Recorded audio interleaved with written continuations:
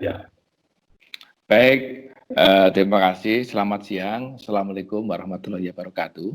Bapak Ibu Waalaikumsalam sekalian, warahmatullahi ya, yang saya hormati dan banggakan Ketua maupun pengurus, penasehat serta anggota IAI wilayah Sumatera Utara.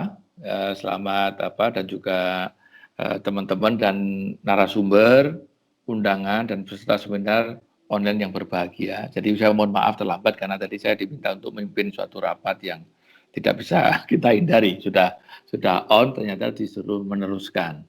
Bapak Ibu sekalian, dan juga berkaitan dengan COVID-19 ini, jadi harus saya pimpin sendiri. Alhamdulillah dan syukurlah pada siang hari ini sudah berjalan, sehingga saya ikut senang sekali sebagai Ketua DPN IAI bahwa IAI Sumatera Utara, walaupun di tengah-tengah pandemi, tapi alhamdulillah masih terus berproses dan meningkatkan produktivitas dengan melakukan webinar yang sekarang ini, walaupun ketuanya alhamdulillah Bu Profesor Erlina belum sempat kita lantik ya Bu ya. Apa perlu kita lantik secara virtual aja Bu ya, supaya cepat aja gitu. Jadi Profesor Erlina sudah memimpin dan juga sudah ada beberapa kegiatan, dan saya kira untuk kegiatan hari ini sangat bagus. Tadi sedikit saya mendengar yang terakhir saja dari penanya juga sangat bagus, karena memang hari ini semua anggaran termasuk anggaran pemerintah, bagi sekarang APBN dan tadi di wilayah Sumatera Utara APBD itu sekarang mengalami refocusing, mengalami ada perubahan, ada shifting, ada perubahan paradigma dan perubahan pola belanja, karena kita arahkan ke COVID-19 dan juga dengan kegiatan work from home ini banyak sekali perubahan-perubahan yang mendasar, dan juga ada penghematan-penghematan yang tidak perlu, dan ada beberapa sebetulnya yang perlu kita cermati, Bapak Ibu sekalian. Ini saya sedikit going to substansi, karena saya pernah seminar hal yang kurang lebih sama, adalah peranan Bapak Ibu sekalian untuk memberikan masukan yang sangat berharga, adanya konsep value for money.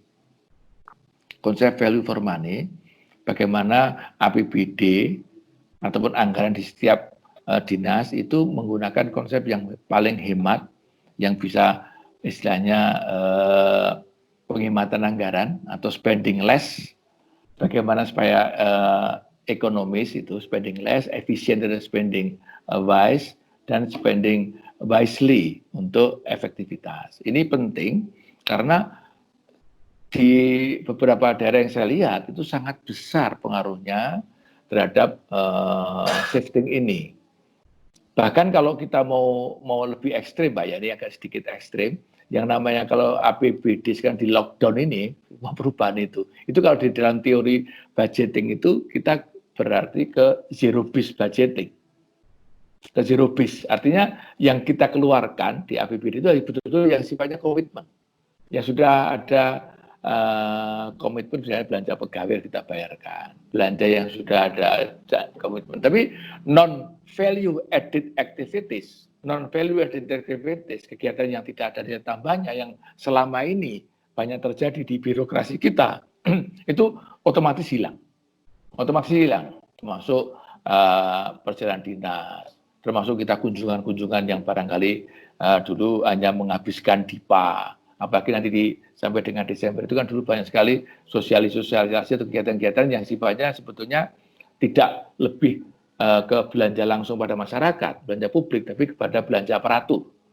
Nah ini dikembalikan ke kitohnya nampaknya. Diambil oleh karena itu saya teman-teman yang hadir di dalam webinar ini harus berpikir bahwa ini merupakan suatu hal yang harus ada hikmahnya, ada dikapitalisasi agar refocusing APBD itu kembali ke kitohnya, bagaimana APBD itu betul-betul bisa berorientasi kepada kepentingan publik. Betul-betul pada kepentingan yang kalau sekarang ini yang kena yang terpapar. Karena apa? Beda dengan tahun 2008 maupun tahun 98 kemarin mengenai krisis keuangan. Kalau krisis 2008 itu yang kena adalah mereka-mereka yang the have, yang besar-besar. Nah, kalau yang COVID-19 ini, yang kena langsung itu justru malah yang masyarakat yang lemah, masyarakat UMKM, masyarakat yang pengusaha-pengusaha yang sangat tergantung pada upah harian dan sebagainya. Jadi kalau saya sampaikan di sini, ya ini bukan promosi ya, silakan baca buku saya mengenai otonomi daerah. Itu kita konsep ini jadi 5E Pak. 3E dari ekonomi, efisien dan efektivitas, ditambah lagi 2E yaitu adalah equity dan equality. Agar teman-teman IAI bisa memberikan suatu advice, memberikan suatu yang sangat antisipatif kepada pemudanya. Ini kalau menyusun APBD itu ada orientasinya. Selain ke 3 hal tadi, ekonomi efisien dan efektivitas, ekonomi efisien dan efektivitas, juga ada equity dan equality. Artinya apa? Harus ada keberpihakan, ada pemerataan, ada keadilan. Nah sekarang ini yang dituntut oleh masyarakat menengah ke bawah, kalau saya katakan bahwa masyarakat ada 2, yang jelita sama yang jelata, ini APBD harus berorientasi pada yang jelata ini, yang kira-kira terdampak pada COVID-19 ini seperti apa. Agar anggaran APBD yang kehematan yang tadinya beli belanja aparatur diartikan pada publik ini lebih ke arah mereka yang terdampak. Walaupun kita tidak menutup mata, belanja untuk yang jelita pun juga penting karena mereka juga bisa survive, bisa untuk sustain dan bisa membayar pajak, termasuk pajak daerah dan retribusi daerah. Jadi ini yang barangkali makna esensi dari webinar pada siang hari ini, karena saya terlambat masuk, saya langsung ke substansi. Agar apa? Agar teman-teman IAI bisa ikut menghitung mitigasi risiko. Mitigasi risiko kalau ini, dan itu juga terkait dengan reputation. Jadi pemuda bisa dilihat ini kepekaan terhadap masyarakat seperti apa. Alokasi anggarannya seperti apa. Shifting dari anggaran yang sifatnya lebih kepada belanja aparatur, misalnya dulu belanja tidak langsung, ini akan ada belanja langsung seperti apa. Tadi dari pertanyaan yang terakhir tadi, saya kira setuju sekali, mesti ada dari Kemendagri sebagai payung hukumnya untuk bisa mengetahui, dan saya kira kemarin Menteri Keuangan Kemendagri kan sudah banyak melakukan rapat dan banyak melakukan peraturan-peraturan yang sifatnya lebih praktis, misalnya pengadaan belanja yang tidak perlu kan tidak perlu dilakukan, pengadaan belanja barang, belanja modal, apalagi belanja modal yang sifatnya lebih ke tidak langsung pada pelayanan masyarakat. Ini kan penting untuk bisa diantisipasi sehingga betul-betul webinar ini bisa menghasilkan sesuatu yang bisa lebih ke arah yang lebih konkret, ya, karena belanja barang. Karena ada 3 hal Pak yang barangkali titik terutama di belanja APBD, karena selama saya ambil PhD dan juga saya sebagai Dirjen Perimbangan Keuangan dan saya sebagai Kepala BPKP dan saya sebagai Wakil Menteri Keuangan dulu, kan saya ada sifatnya, saya punya legasi yang namanya guntingan wamen. Jadi teman-teman, karena saya di wamen di Pulau Tinggi, teman-teman Eselon 1 tidak bisa lagi membantah. Yaitu ada 3 hal yang pertama adalah cost awareness. Cost awareness itu adalah banyak sekali yang bisa dihemat. Terutama kalau di sektor publik itu belanja birokrasi, belanja perjalanan dinas, belanja honorarium, SK honorarium, belanja macam-macam dan sebagainya. Jadi sebetulnya kalau teman-teman IAI belajar, saya kira lebih tahu daripada saya, anggaran berbasis kinerja itu sebetulnya hanya anggaran berbaju kinerja, belum berbasis kinerja. Karena apa? Isinya masih lebih baik line item dan sebetulnya lebih baik pada incremental budgeting. Incremental budgeting. Baru performance base. Oleh karena itu pada saat kami di Kementerian Keuangan di Wamen, saya mencoba waktu pada Bu Menteri, saya laporkan, Bu, ini sebetulnya tidak cukup performance based budgeting, tapi mestinya ke activity based costing, activity based on performance based budgeting. Itu yang lebih tepat. Jadi artinya performance based tapi dikaitkan dengan activity based. Activity based, karena teman-teman IAI sudah tahu kalau belajar mengenai akuntansi manajemen, akuntansi biaya adalah adanya cost driver. Nah, cost drivernya apa? Nah, sekarang cost drivernya itu dikaitkan dengan kegiatan pandemi ini apa? Supaya jelas, itu satu. Yang kedua mengenai nanti banyak saya sampai saya itu punya template Pak. Di Kementerian Keuangan itu setiap eselon 1 saya guntingi semuanya, yang lemak-lemak itu, termasuk yang ada istilahnya ada kantong semar, itu saya hilangi semuanya, supaya betul-betul anggaran itu seperti itu. Contohnya, konkretnya misalnya yang activity based itu ya Pak. Kalau Bapak lihat di Pemda itu, antara yang supporting, terutama banyak di Setda itu, dengan yang sifatnya ke dinas, misalnya dinas untuk PU-nya, dinas untuk ke pertanian, dinas untuk kesehatan, itu malah kadang-kadang banyak yang di-supporting-nya, bukan yang di core-nya. Jadi anggaran antara supporting dengan anggaran yang di core, itu justru banyak di supporting-nya. Berarti ini kan sudah nggak pas dari sisi performance budgeting. Mestinya dibalik, supportingnya lebih kecil, core-nya lebih besar. Karena core itu adalah berorientasi pada langsung masyarakat, misalnya dinas, sekarang apa namanya, bagian atau dinas pertanian. Nah, sekarang apalagi sekarang ada bagian kesehatan atau dinas kesehatan. Itu jauh lebih penting dibandingkan yang sifatnya supporting. Mestinya begitu. Ya, jadi saya harapkan seperti itu. Jadi ya itu satu menikor. Belum asset awareness.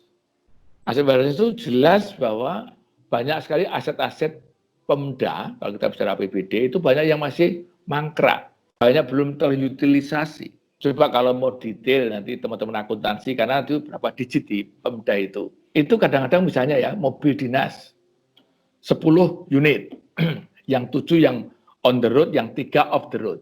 Kalau Bapak periksa, teman-teman IAI, berkaitan dengan Pemdanya, mungkin yang belanja pemeliharaan, bensinnya masih 10 unit loh Pak.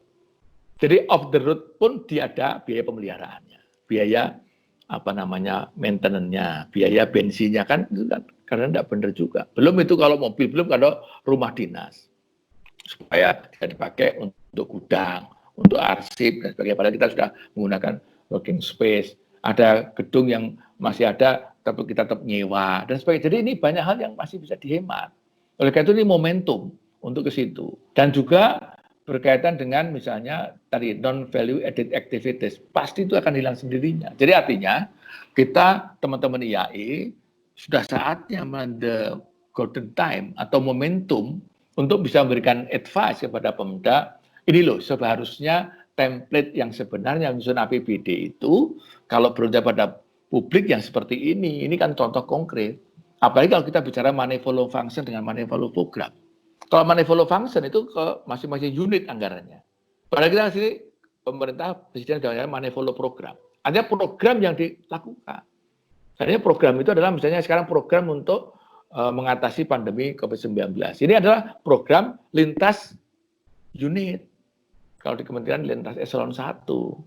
Nah, inilah transformasi anggaran. Transformasi anggaran. Shifting paradigm ini penting untuk diberikan kepada teman-teman Pemda, justru mereka sedang merasa ini apa, kebingungan, bisnisnya seperti apa. Lah teman-teman perguruan tinggi melalui IAI sektor publik, melalui IAI yang lainnya bisa memberikan suatu advice kepada Pemda agar bisa memberikan suatu solusi yang terbaik. Saya kira itu, oleh karena itu value for money termasuk evaluasinya itu penting dan juga momentum untuk merubah paradigma bahwa anggaran berbasis kinerja yang seharusnya betul itu seperti apa.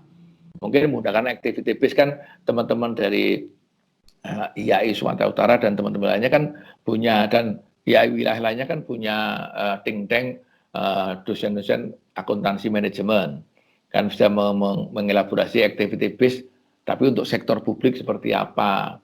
Ya, jadi tidak lagi incremental, tidak lagi ke itu, dan bahkan kalau kita mau itu ini khusus bisa arahkan zero base.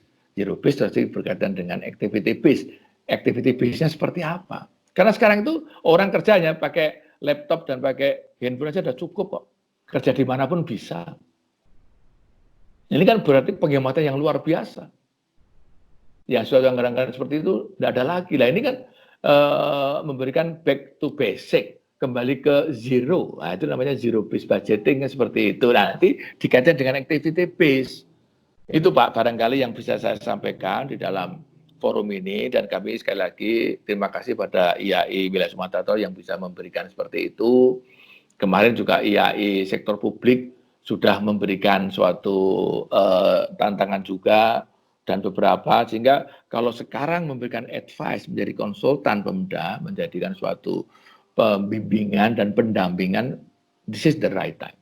This is a momentum yang bisa digunakan. Sehingga saya sebagai Ketua IAI mengapresiasi IAI wilayah Sumatera Utara yang menginisiasi terkait dengan refocusing APBD dan juga manajemen risikonya ini penting sekali dan itu momentum yang pas. Dan itu tidak hanya 2020, bisa 2021 untuk bisa memberikan masukan dan juga bisa bergandengan tangan dengan inspektur wilayah. Inspektur wilayah di daerahnya, baik provinsi maupun kabupaten kota, termasuk dengan Bapedanya, bagaimana merencanakan dengan baik dan mengevaluasi anggarannya agar betul-betul yang sesuai dengan harapan masyarakat, yaitu ya kalau diistilah anggaran kinerja itu anggaran yang berkaitan dengan kinerjanya pemerintah. Kinerja pemerintah itu apa? Pelayanan. Pelayanan itu ada seperti apa? Yang memberikan maksimal masyarakat dan itu harus didukung dengan apa? Dukung dengan anggaran sehingga anggarannya harus berorientasi pada kepentingan masyarakat. Saya kira demikian yang bisa saya sampaikan Bu Prof. Erlina dan ke tim dan narasumber. Barangkali mohon maaf kalau ada hal yang kurang berkenan. Sekali lagi selamat untuk IAI Sumatera Utara dan mungkin walaupun sudah terlambat dengan mengucapkan Bismillahirrahmanirrahim maka webinar untuk pagi hari ini yang mengambil topik refocusing APBD dan manajemen risiko secara resmi saya nyatakan dibuka. Terima kasih atas perhatiannya. Selamat siang. Assalamualaikum warahmatullahi wabarakatuh.